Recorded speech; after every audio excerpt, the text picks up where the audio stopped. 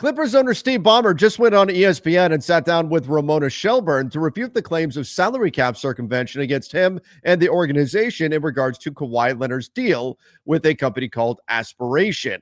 Did he really clear the air here, though, or was this just a lot of epic backpedaling? How much do we actually buy what Ballmer is selling here? I'm Trevor Lane. This is the Basketball Bulletin. Make sure you subscribe right here to the channel. All right, so I'm assuming right now that you have not been under a rock over the last 24 plus hours, and you know what's going on with the Kawhi Leonard situation. The Cliff Notes version is the claims essentially being that the Clippers, that Steve Ballmer, the owner, effectively routed money through this other company, and it wound up in Kawhi Leonard's pockets. Kawhi signed to a very suspicious marketing agreement with this company, Aspiration, that involves it planting trees, that effectively said that he was going to get paid $28 million. There are reports that came out today that that figure was actually closer to $48 million, which makes it a little more fishy that Ballmer was reportedly the guy who put in $50 million into the company. Again, we're talking about rerouting the money here, but that Kawhi was paid this massive sum of money, and in the contract, it says that he doesn't have to actually do anything at all, and he still gets the money. Very bizarre and suspicious. And so a lot of more evidence is into this, which Pablo Torre breaks down in his podcast. But let's get into what Ballmer had to say to refute all of this. We're going to talk about a few key points here and try to make some sense of this. Here we go. This is really going to work, and it did. All done. I remember where I was. We're very excited. That would have been August. In September, we got the deal done for sponsorship and investment. We announced that. And at that time, we hadn't even introduced, Aspiration hadn't asked, or we hadn't introduced for sure, Kawhi to Aspiration.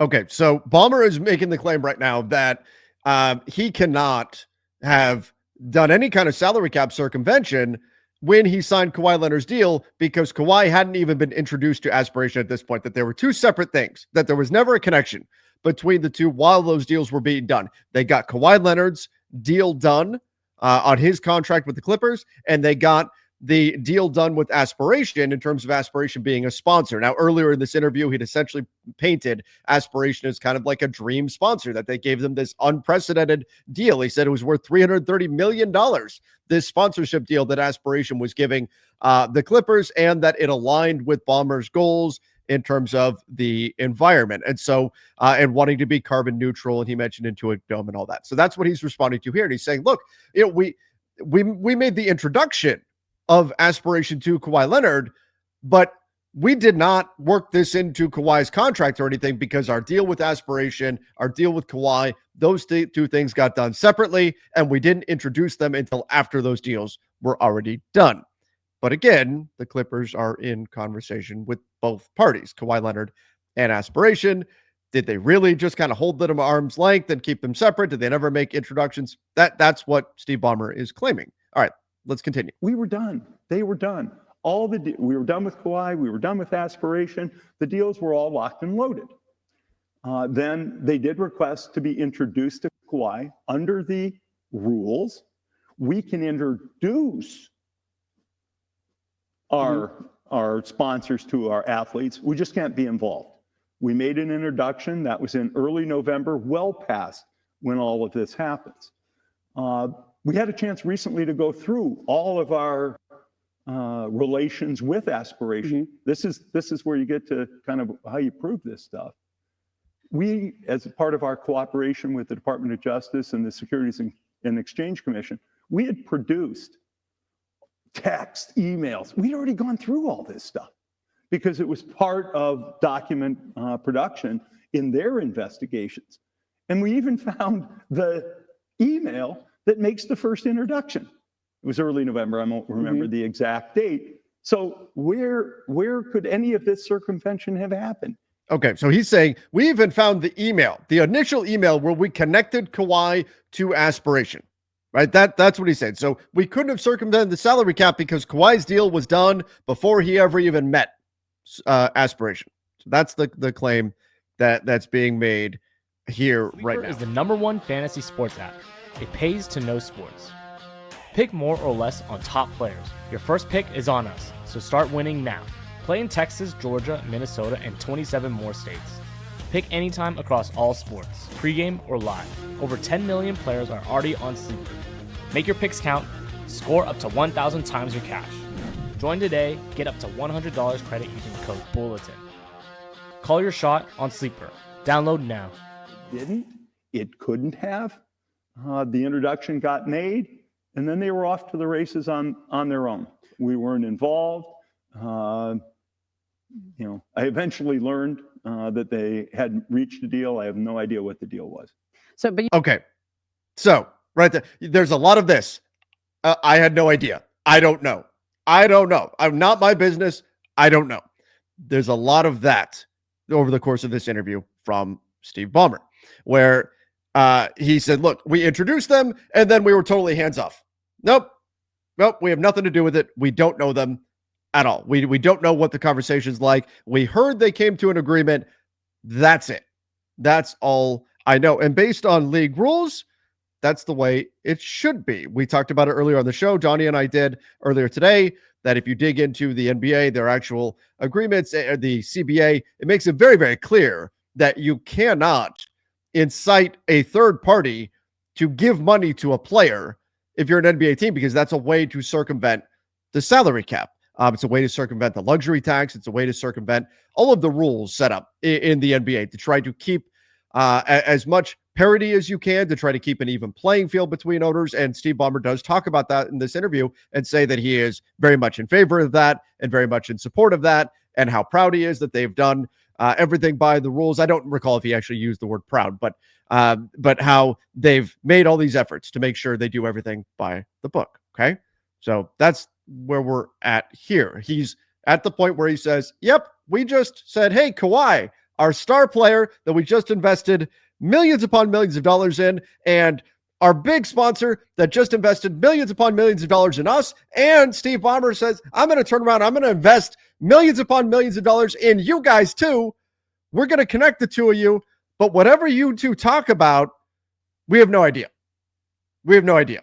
We're completely hands off with that. Do we buy that? Is it plausible? Is it possible? It's possible, I guess. But do we buy it?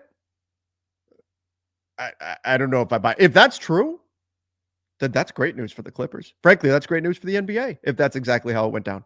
You see how this looks to the average fan, right? You're invested in the company. It's $50 million as your investment. You're part of the biggest raise that they have as part of the whole bill. Okay, $50 million, Steve. So Aspiration invested over $300 million in the Clippers as a sponsorship deal. Steve Ballmer personally turned around and invested $50 million in Aspiration. Aspiration turned around and invested maybe upwards of 40. There was a report earlier today of $48 million in Kawhi Leonard. At least there's documentation of $28 million. Yeah, we're making connections there. Building of that company. Then your star player gets a contract for $28 million. He's not required to do anything as part of that contract. He doesn't actually do anything to promote their company. And he signs an extension with you guys right in and around the same time. Like, you can see it looks like what it looks like. Let's talk to the fan. We signed that deal with Kawhi before any of this, before Kawhi even knows these people. Again, he's focusing on the timeline. We signed our deal. That's high integrity. We made our deal with Aspiration. Literally, I had no control over the company. Literally, even when I invested, I think there was somebody who put in 6 times as much money as I did. No control. And that's okay. Okay, so once again, total denial here, right? I invested in the company, but there were other people who invested more than me. So I didn't have any say in the company. They did everything on their own. It was all them, which this kind of echoes what Mark Cuban said, that essentially what Steve Ballmer is going to do here, and what Mark Cuban did the other day on X, and he does have an interview coming out with Pablo Torre, which I'm really interested to hear. But essentially, the gist of all of this is, I don't know what those guys did. It's all them. It's all Aspiration. They're the ones. Focus on that. That's what's happening here. The average fan should understand that. And they went off and made a deal. I don't know what the deal is. Mhm. I know what the reports are with the speculation. I don't know what the deal is or was. And frankly, I can't even tell you whether it's this much different, that much different, or not different at all from some of the other endorsement contracts that athletes do. Mhm. In terms of amount, I don't know. I actually don't know the amounts of most endorsement deals. But when you look at Forbes magazine and they talk about the highest paid athletes, many of those top athletes, as Kawhi was a top athlete, is a top athlete, you read those things and they say they make up more off endorsements than they do their, very large salaries. So I don't know what to expect, but I think the average. So again, a lot of I don't knows, but this is where, and this is me personally, I don't know how much do I buy this. I want to believe this. I want to believe it because I don't want this to be the path we go down. Where now, anytime a player takes a pay cut, we have to be suspicious of where if they're getting extra money somewhere else, right? I don't want to be in that situation. But Steve Ballmer just said that as the owner of an NBA team, he has no idea what players make on endorsements. Now, he's not wrong that it's the player's business with another company, but still, you would think he would have some sense of what is normal and what is not. So Steve Ballmer is not only saying, I don't know what Kawhi was going to get paid from aspiration. He's saying, not only do I not know what he was going to get paid, I don't even know if that number that you're saying is a crazy number or not. I don't know. I have no idea how much celebrities make off of endorsements. That to me, again, I hope that's all completely true. And he actually is ignorant to all of that. It made me question that. It made me stop and go, really? Really? You own an NBA team. You interact with athletes. You're one of literally the richest people on the planet. You interact with these athletes, with all these high earners on a regular basis. And you have no idea what a promotional contract would look like, what this marketing agreement would be worth, what a player could make on an endorsement deal. You have no idea. Just being in the business and around it, you would think there would be some basic knowledge of what that could look like and what would be normal and what wouldn't be. Certainly, the idea that somebody could get paid and sign a contract that says that they can get paid on this contract even if they produce nothing, even if they don't do anything at all, that's got to be strange. And they're going to get into that here. Average fan may not either, but we did things by the book, and I don't know what those deals should look like, nor do I know what this one looked like specifically. So why do you think they gave him that much money? Let me just repeat, I don't know how much money they gave him. Well, in the court documents and in Pablo's podcast, they reported it was $28 million. Pablo's podcast, I don't know anything about the court documents on this. I haven't seen them, and I don't know. I'm not trying to be, I don't know. I really don't know. But the speculation is what it is. And why did they do that? It's a lot of money. I mean, 28 million, 7 million a year is a lot of money for a guy that you didn't actually require to do anything. I don't know why they did what they did, and I don't know how different it is. I really don't. And frankly, any speculation would be crazy. Okay, I don't know why they did what they did. I don't know how much they gave him. I don't know. I don't know why they would suddenly decide to pay him $28+ million and not actually require him to do anything. I don't know. No idea. These are guys who committed fraud. How would I be able? Look, they conned me. You're one of the richest men in America. They conned me. I made an investment in these guys thinking it was on the up and up, and they conned me. At this stage, I have no ability to predict why they might have done anything they did, let alone the specific contract with Kawhi. And once again, like publicly, this is absolutely what he should be saying. I thought that he handled this very well in general, but I don't know why they did what they did. And then these are the bad guys over here. It wasn't me. I don't know. It was them. It's those guys over there. And yeah, there's a whole suit going on here. They're accused of fraud and all this kind of stuff, right? Like it's a mess. But he says they conned me. They conned me. I don't know why they would do what they do. I have no idea. I don't know why they would give Kawhi that money. And he adds in that, the they conned me part. He looked at their financials. He is not one of the richest men in the world by being stupid. He looked and saw, and he says, hey, I got conned. Does it happen? Yeah. But one of the richest men in the world, I mean, literally in the entire world, by far the richest owner in the NBA. And not even close, nowhere near, no one is anywhere near Steve Ballmer money. Nowhere. Can afford anything he wants, any lawyer he wants, no problem. And they conned him? He got a look at their books and they conned him and he had no idea. There was nothing. Again, maybe that's true. But again, it's a lot of falling back on, I don't know. I don't know what was happening. I have no idea. I had no involvement in that. A lot of I don't know. Not a lot of answers. A lot of I don't know.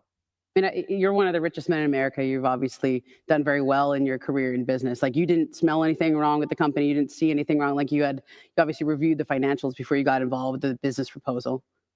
I reviewed, my staff reviewed primarily fraudulent financials. Now, should I have sniffed it out? Maybe. I feel embarrassed and kind of silly that I didn't sniff it out, but I didn't. Mm-hmm. I made the investment. A lot of other smart investors didn't sniff it out either. It's also true I've made a bunch of bad business deals and investments in my life, and I've made some good ones. This was fraud and a bad investment, and I'm embarrassed by that. Yeah. When you saw, and maybe he just made it. People make mistakes. Even bajillionaires make mistakes. By the way, I do want to give Ramona credit. She didn't just throw him softballs. I know that was the concern, that when this interview was initially announced, was there was a lot of, this is, like I said at the start, a home field advantage, all that. Ramona did ask him some tougher questions. But like I said, he falls back a lot on I don't know. Signed Kawhi in 2019. Okay, check this out. The NBA had an investigation that his uncle, Dennis Robertson, asked for extra benefits, whether it be use of a plane, a house, guaranteed endorsement opportunities. And at the end of that investigation, you were cleared of wrongdoing, but they left open by saying if any new information comes to light, they would reopen that. So since 2019, has Dennis Robertson asked you for any other benefits that would be in violation of the league rules? They know the rules. They, meaning Kawhi and his. Okay. He gives an answer here. But should the immediate answer just be no? Shouldn't that be the immediate answer here? No. They've never asked for extra things. They've never asked for a jet. They've never asked for a house. They've never asked for any of these other things. Shouldn't that be the immediate response to, has Uncle Dennis asked for extra stuff in addition to Kawhi's contract? Shouldn't that be the first thing you say? No, it didn't happen. He doesn't say that. He goes into a longer answer. Representatives, including his uncle, we know the rules, and if anything's not clear, we remind ourselves what the rules are, and we make absolutely clear we're going to abide by those rules, and they understand them as well, and it's important for them to abide by them, which they have. They know the rules. We know the rules. Every once in a while, we have to remind ourselves of the rules. Thought that was kind of interesting. Every once in a while, we remind ourselves of the rules. It's important we abide by the rules. They know they need to abide by the rules, and they have. Not exactly a refute of the claim that they were asking for stuff that is not allowed in an NBA contract, not allowed as part of a free agent negotiation, stuff that would fall outside of the collective bargaining agreement.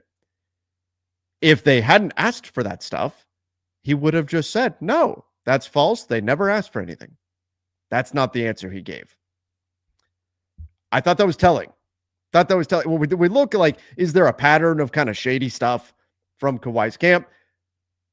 There was an opportunity right there for Steve Ballmer. If that was all just made up and all fake and all, none of it ever happened, there was an opportunity right there for Steve Ballmer to shut it all down. He did not do that. He didn't do that. Now, could they have asked for those things verbally in a meeting? This is hypothetically. Could they have asked for those things and then been told, hey, look, this is actually against the rules of the CBA, and they could say, oh, well, we didn't know. I didn't realize that wasn't allowed. Okay. Maybe that's how I hope that's how it played out. But he certainly does not deny that Kawhi's camp was asking for extra stuff.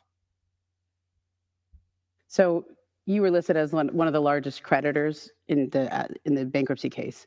And you said in your statement, you're looking forward to cooperating with the feds. You're looking forward to Okay, I'll wrap this up here. So effectively, he does say that he welcomes the investigation.